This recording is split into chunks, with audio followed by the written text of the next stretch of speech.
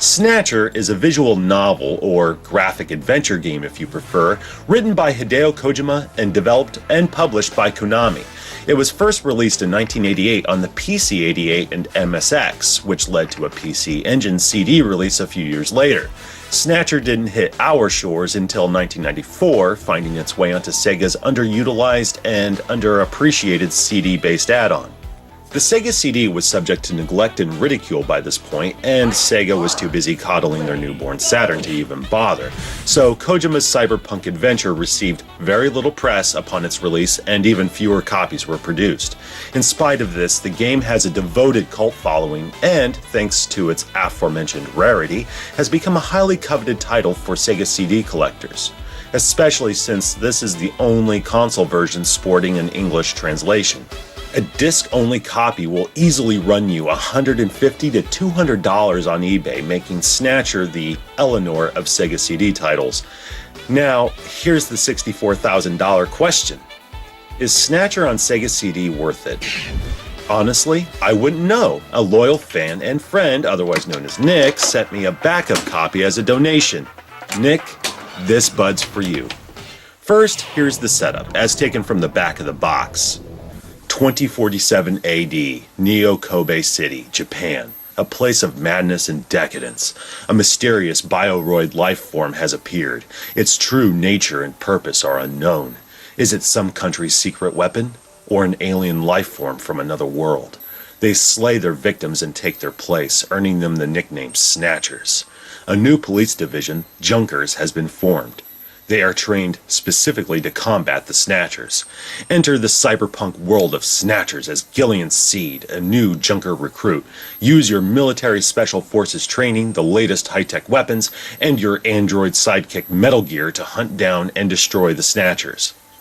As I'm sure any fan of American cinema may have noticed by now, the basic premise and many of the visuals lift a great deal from Invasion of the Body Snatchers, Blade Runner, and The Terminator, so much so that it borders on plagiarism. This really should come as no surprise to fans of Kojima, seeing as how he has been guilty of this on countless occasions throughout his career, most notably with his Metal Gear series. In addition, Snatcher also benefits, or suffers depending on your point of view, from many classic Kojima narrative staples, specifically his fondness for sophomoric and self-referential humor. Metal Gear? That's a pretty weird name. I took his basic design and his name from the Metal Gear menace of the late 20th century. But quite unlike that Metal Gear, this one was designed for peaceful purposes. Double crosses, convoluted plot twists, and exceptionally long sequences that simply reiterate the proceedings as if you haven't been paying attention or simply too dim to comprehend its cerebral plot.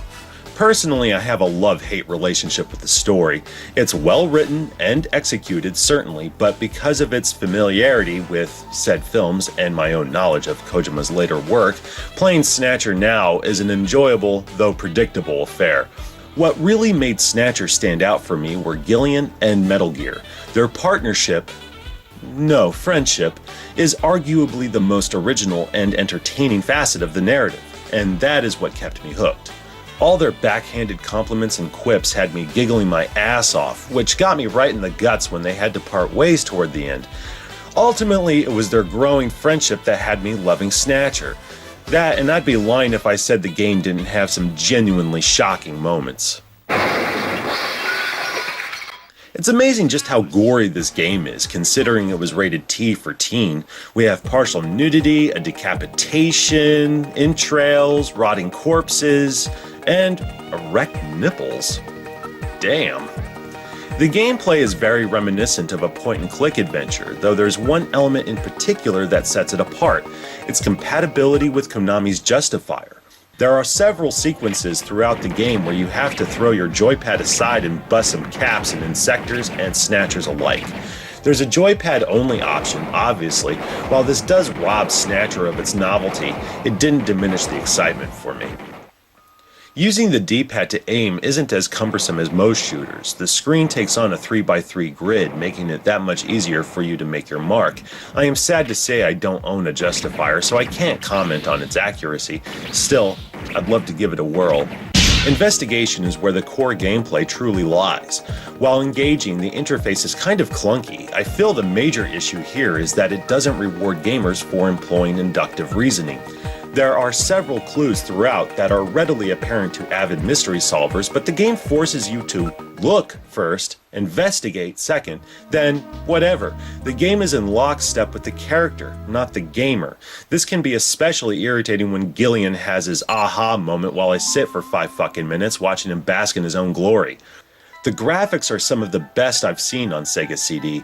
Its use of color is fantastic, and there are plenty of flourishes that make these typically static images pop.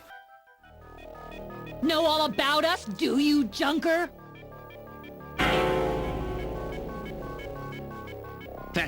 That wound! Jean did that to her. Die, Junker!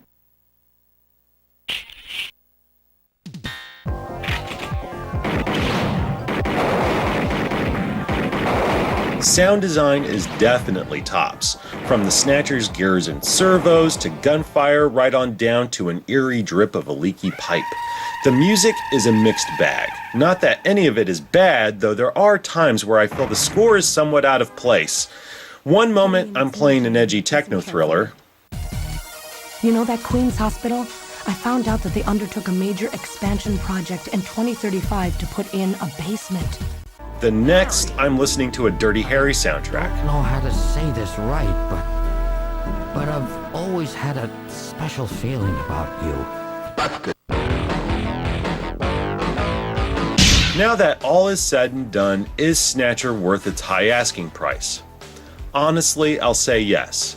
As I said, there weren't that many copies produced, and it's the only version, aside from Europe and Australia, that's been translated into English. On top of that, it happens to be a damn good game.